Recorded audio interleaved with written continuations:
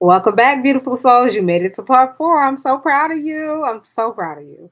In part three, we learned how manifestation happens when you combine a clear intention with elevated emotions and how that combination sends a magnetic signal into the quantum field. Now, in part four, we're going to see exactly how these principles play out in real life. So, Dr. Joe shares the story of his son, Jace, and how he used the power of focus, elevated emotions, and faith in the unknown to manifest a brand new dream opportunity without forcing it, chasing it, or doubting the process. This story is a beautiful reminder that the quantum responds not to what we want, but to who we are being. Let's dive into it.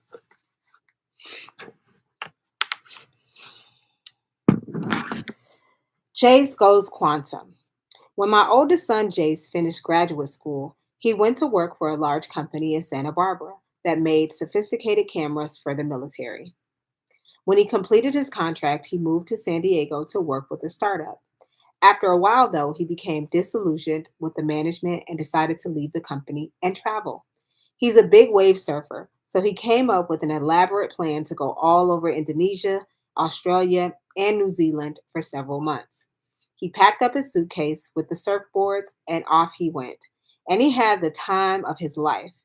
After 6 months, though, he called me from New Zealand and said, "Dad, listen, I have to start thinking about what I'm going to do when I get back into the real world. I want to create a new and better job than my previous ones, but I want to do it differently. I've learned a lot from taking time off." "Okay," I responded. "There must be a potential in the quantum field that you can tune into that's related to your new job for you. Take out a piece of paper and write the letter J on it and draw two squiggly lines around it to represent the electromagnetic field.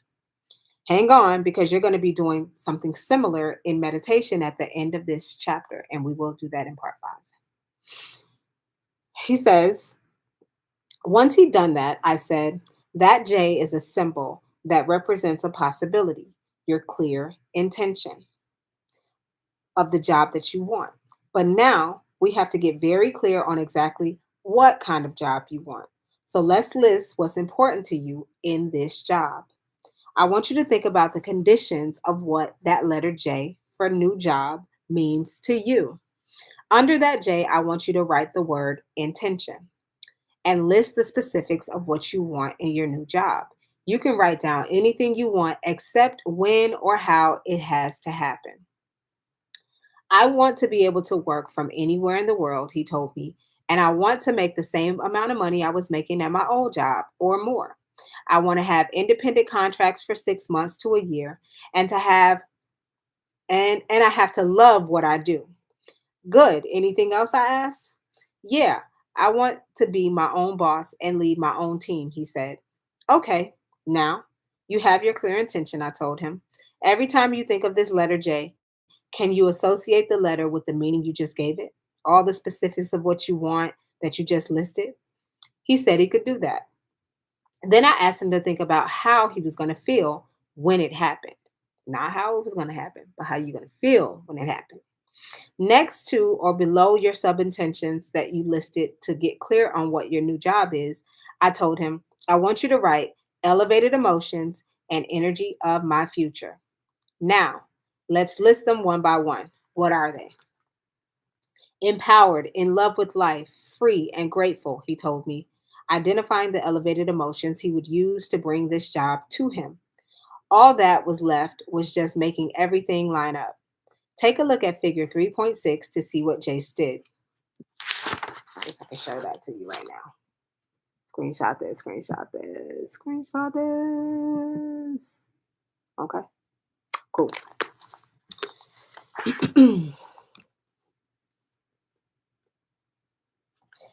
It says, every time I do that, y'all, I lose my spot. Oh, okay, I'm not on that page. That's why. Anyways, figure 3.6. So he says, you have plenty of time on your hands right now. You're not doing much but surfing and relaxing on vacation, I told him. So it should be easy for you to create your future. Will you commit to doing what it takes to broadcast a new signature into the field every day? He agreed. Then I reviewed with him the concept of finding the present moment and getting centered and raising his energy so that his energy could carry his intention for his future. Just hold that symbol in your mind's eye while you radiate that energy into the space beyond your body in space. I instructed, like tuning into a radio station and picking up a frequency that carries information. The longer your awareness lingers in this energy, or the longer you are conscious of the energy of your future, the more likely you will be to call the experience to you. So just tune in to the energy of your future every day. And remember, whatever you broadcast into the unified field is your experiment with destiny. When there is a vibrational match between your energy and the energy of this potential, it will find you. So, Jace, can you stay there? Yeah, he replied. I think that's so dope because I think back to the times that I manifested things very specifically and very clearly. And I got stories in my intentional creation course that's a part of the course where I got receipts to show what I manifested with intention. I didn't know about Joe at that time, those times, but I literally did something similar in terms of theory of what he's talking about right here. So he says, and then once you've been in that new state of being for some time, I want you to think about what you're going to do in your new job. I continued. What choices will you make? What things will you do? And what experiences await you and how will they feel? I want you to live in that future reality in the present moment. Simply remember your future from that new state of being. Just as people tend to obsess about the worst thing that could happen to them in their lives every day, I was instead asking my son to obsess about some of the greatest things that could happen when his new job found him. Think about all the time you will have to surf, the traveling you can continue to do, the team of people you will work with, their strengths, and the money you can save for a new house and a new car. I encouraged him. Have fun with those ideas each day. Just like the piano players and the music I'm sorry, just like the piano players and the muscle exercisers that you read about in the last chapter, Jace was about to prime his brain and body to look as if the future he wanted had already occurred. And since where you place your attention is where you place your energy, I continue, I want you to invest your attention and your energy into that new future. And just as your body follows your mind to the shower every morning to a known, if you keep doing this process, your body is going to follow your mind to an unknown. Jace agreed to do the meditation every day. 1 month later, he returned, and the moment he landed in Los Angeles, he texted me and asked, Hey, Dad, I'm in the US again. Can we talk? I thought, here we go. So I called him and asked how things were going. Great, Jay said, but I kind of ran out of money. I don't know what I'm going to do. Now, the father in me wanted to say, Don't worry, son, I'll spot you some money until you get back on your feet. But the teacher in me prevailed and responded, That's so cool because now you're really going to have to create. Now you're in the unknown. Let me know how it goes. And I hung up. I could feel his discomfort, but I know my son and I knew he would get focused and do the work. Since he was really feeling the heat now, Jace had to seriously step up his game. He drove to Santa Barbara to see his college roommates, and a bunch of them were snowboarding for 4 days, just as they do together every year. When the 4 day weekend was over, he stopped back in Santa Barbara before coming home, and he happened to walk into a surf shop. All of a sudden, he saw the top surfboarder fin designer in the world, who also just happened to be there. They started talking, and before long, the designer told Jace, I'm looking for an engineer to design surfboard fins. We are going to revolutionize the industry together. I need him for 6 months to a year, and he can run his own show, do whatever he wants. All I care about is ending up with a high quality product. You know how the story ends. Jace got the job, and with a 1 year contract that he can renew at any time. He makes more money now than he did in his other job. He loves his new career because of his passion for surfing. Sometimes he texts me and says, I can't believe they pay me to show up and do this. He's his own boss. He can work from anywhere, whenever he wants to, and he gets to go surfing to try out all the fins. He's in love with life. He didn't have to send a resume, he didn't have to make a phone call or write an email, and he didn't have to go anywhere to interview or fill out an application. The experience found him. When we become nobody, no one, no thing, nowhere, in no time, we are taking our attention off all the distractions in our outer world that keep us from being present with the unified field of intelligence that is within us and all around us. We are turning inward and being present with the consciousness that is always present with us.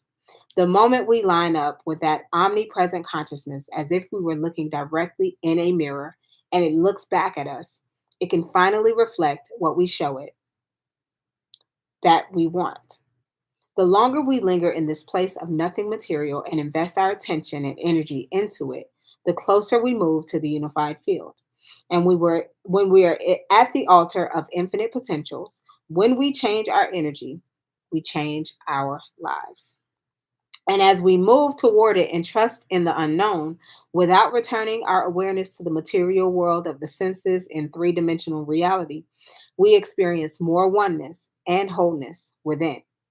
That process begins to fulfill our lack, our separation, our duality, our disease, our fractured personalities. Our biology becomes more whole as we become more whole. After all, when we are whole, there simply is no lack. Nothing can be missing. At that point, we are simply observing what already exists in the quantum field of all possibilities or potentials and bringing it to life with our attention and our energy. So now I have to ask you, what experience is out there in the quantum field waiting to find you? That's a great question. Drop it in the comments. And that's the end of part 4. Jace's story is such a powerful demonstration of these teachings in action. That when you show up as the version of yourself who already has what you desire with clear vision, elevated emotion, and surrender, the universe meets you halfway. Your dream is not something you have to chase, it's something you align with and allow to find you. In the final part of chapter 3, we'll be preparing ourselves to tune into new potentials. And I'll walk you through a guided meditation Dr. Joe introduces to help anchor this work even deeper. I'll see you soon in part 5.